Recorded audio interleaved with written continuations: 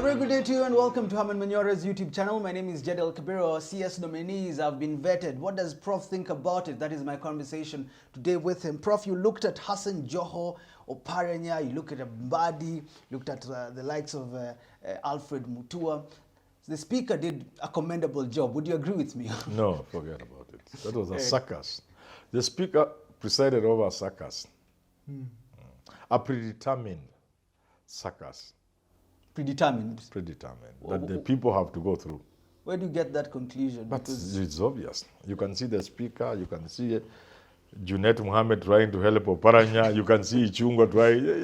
It comes out very bad. And people are joking with their country. It's okay, let them continue joking. Me, I'm an old man now. The years that God say a man should live, I just will have one more year to get there. Yeah, they are in the Bible. 70 shall be the days of your life. So I'm just there. So they can joke, but I have children and grandchildren whom I care about. Otherwise, kanuke tu. You know, Raila Odinga, back to him. Because you see, before you say, yes. You know, you know that's why I laugh at people like Tangula and these MPs. Let me repeat what I've said. The country is in the hand of leaders. The people gathered in that parliament, not just the vetting committee, the entire parliament, both Senate and National Assembly, and the CSs and the president, there are less than 1,000 people who God has put this country called Kenya in their hands. Imagine you are less than 1,000 people in whose hands God has put the destiny of this country. Don't you think that's such a big responsibility? When they are doing those things, do they really know that when you count the people who will determine the future of this country for 100 years, 200 years to come, when you count 1, 2, 3, you won't reach more than 500, and they are among them. In other words, they are the ones driving the bus called Kenya. Whether it plunges into a river or successfully negotiates the corners and gets to this nation is complete. They don't seem to know it. That is the tragedy.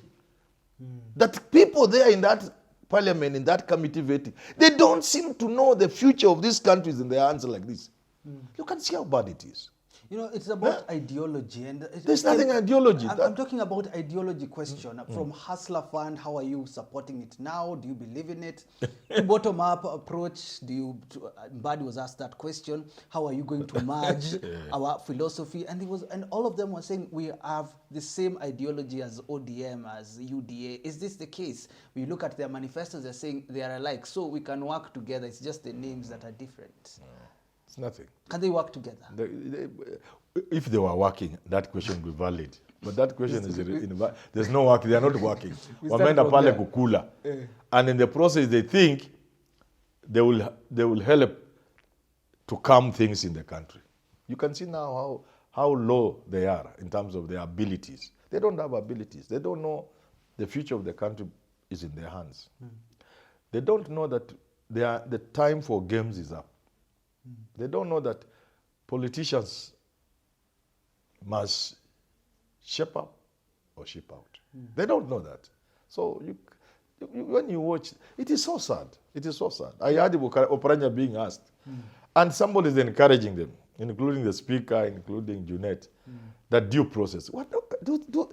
You know, sometimes I felt like going to that place and just getting two of them at a go. I bang their heads and I get another bang. What does chapter 6 say? Why are they confusing criminal processes with integrity issues?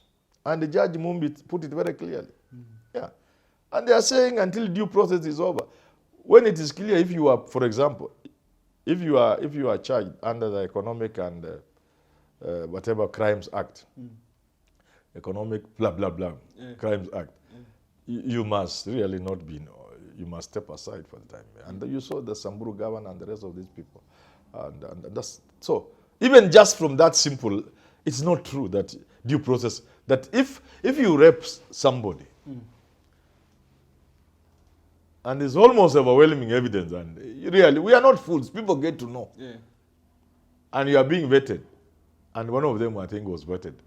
Who defiled a 6-year child. There are stories of that nature. I don't know, I just read in the media. But assuming there are some like we know, we have had people being vetted who are having rape cases. How would you even step up in a vetting room? Why do you even get the courage to enter that room? To be vetted, to be serious? Do we have a country here? How do men, grown-up men and women in parliament, sit to listen to a person like that, purporting to want to vet him? But where's the line? Because the people usually ask, how do we determine what integrity really is? You just go to Julius Caesar. Just Google. Caesar's wife must be beyond reproach. Google. It took you 3 minutes to find out. Nothing explained is better than that.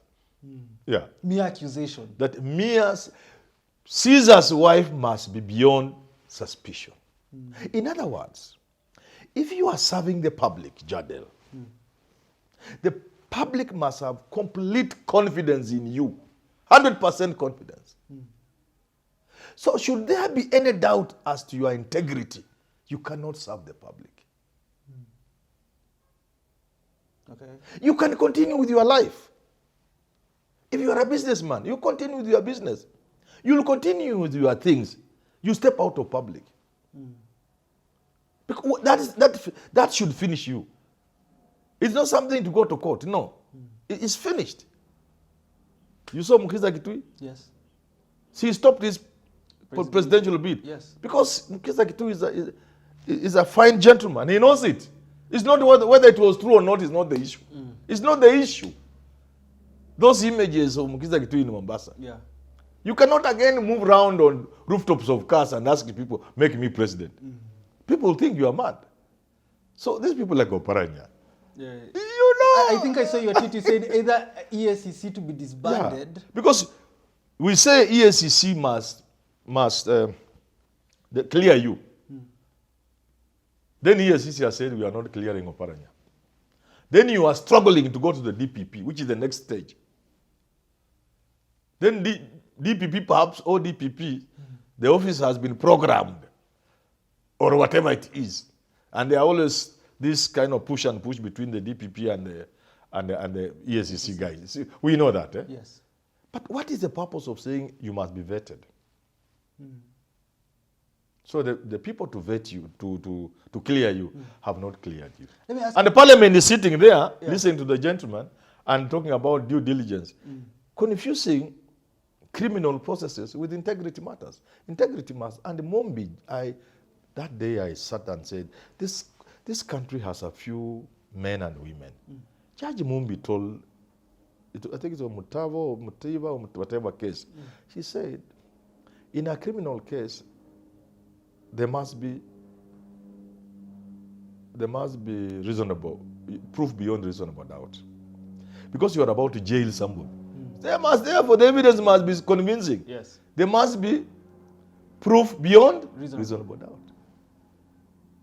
But in matters of integrity, the bar is low. The standards are very low. Yeah. Then you I mean, are you dying to be a minister? Yeah. If people say if you are having a rape case, a murder case, surely, why would we make you a minister? Talk to me. You might as well be innocent yes. in the fullness of time. Let's go back to the fullness of time. Yes. But for now, you are so tainted, you can't serve the public as a minister. If they say while you are governor in Kakamega, you stole, and the EACC is pursuing you,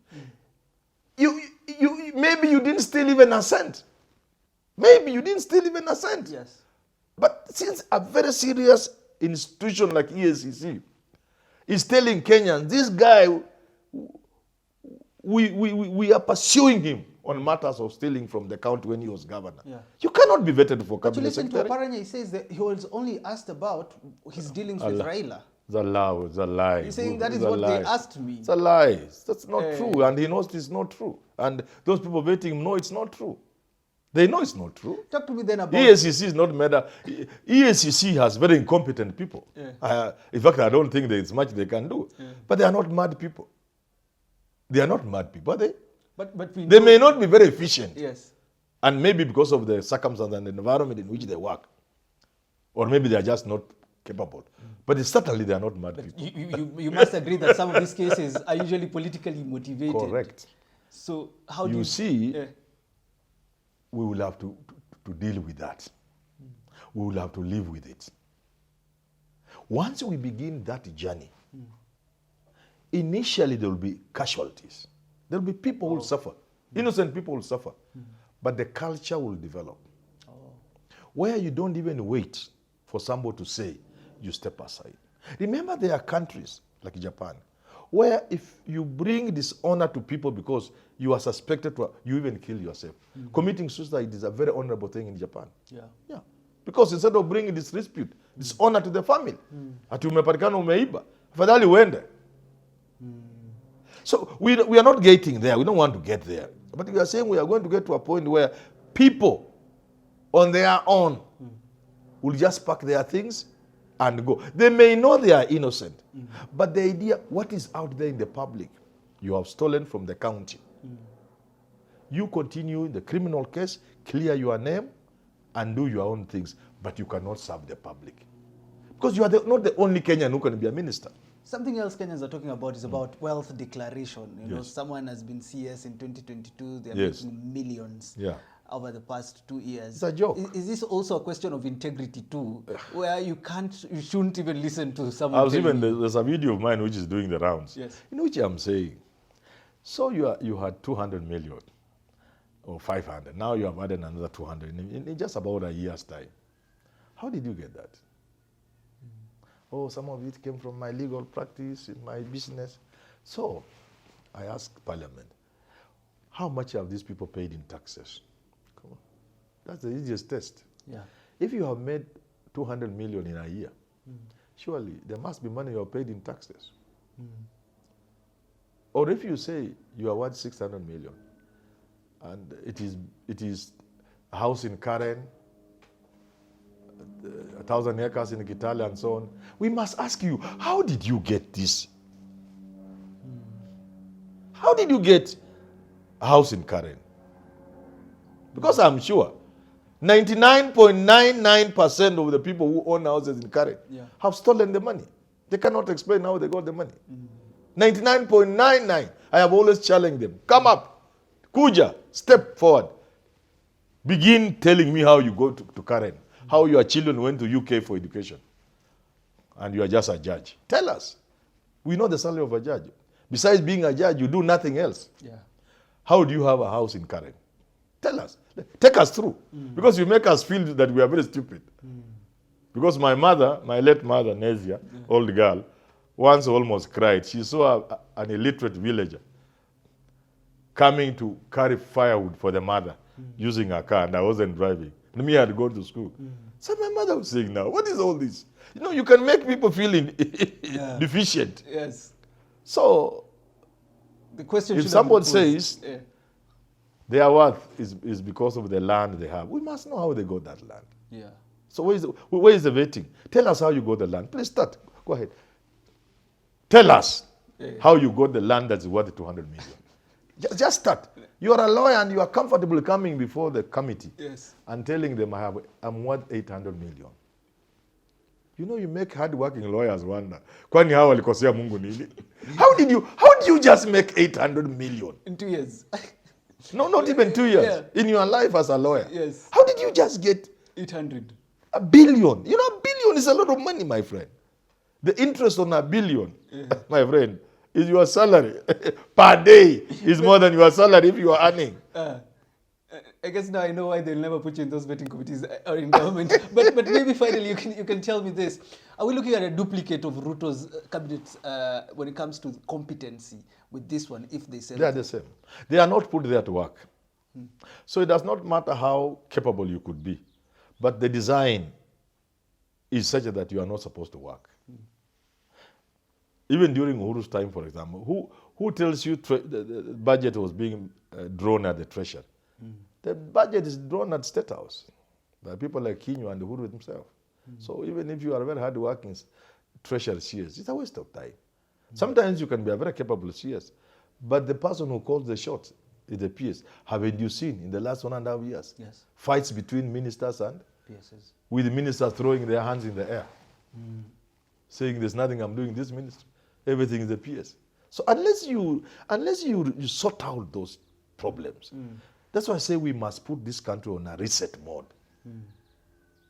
Begin doing things differently. Because if we do things the way we have been doing them over the years, this country will lose it. And it's not good to lose such a beautiful country. Well, how can we do things the same way and expect different results? Thanks for tuning into this conversation. Have yourself a lovely rest of your day.